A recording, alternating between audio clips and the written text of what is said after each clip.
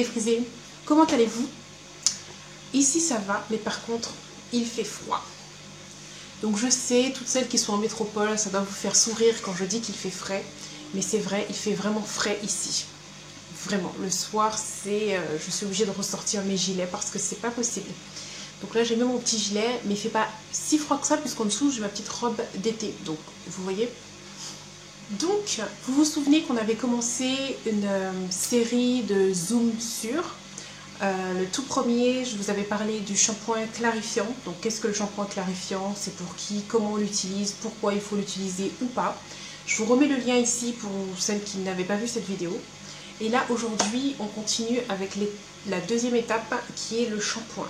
Vous savez déjà, pour que nos cheveux brillent, soient en pleine santé, il faut commencer par les laver. Alors, une chose importante dans le choix de son shampoing, il faut absolument prendre un shampoing adapté à notre type de cheveux. Donc, que vos cheveux soient crépus ou défrisés, même naturels, je pense que vous avez les cheveux secs.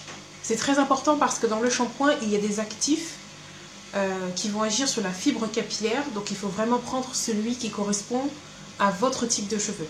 Donc, concrètement, un cheveu sec, c'est quoi?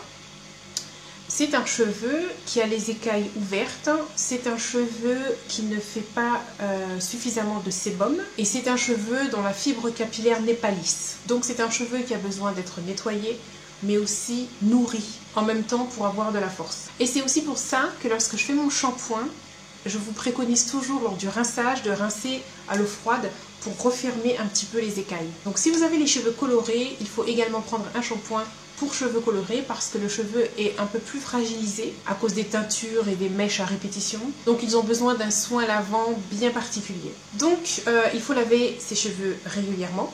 Je fais mon shampoing tous les 6 jours. Après ce n'est pas fixe, je ne m'oblige pas, mais c'est vrai que normalement c'est tous les 6 jours.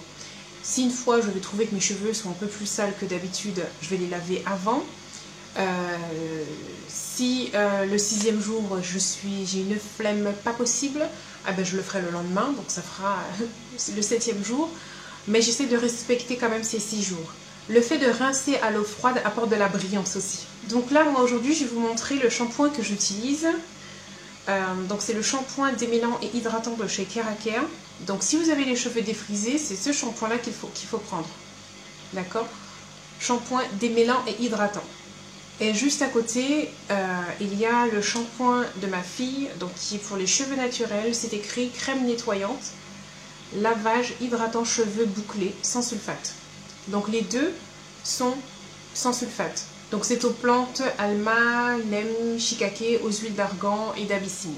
Alors pourquoi je prends ces produits? Déjà parce qu'ils sont adaptés, comme je vous ai dit, à nos types de cheveux. Donc il y a le mien et il y a celui de ma fille. Donc c'est une gamme hydratante qui va avec mon type de cheveux.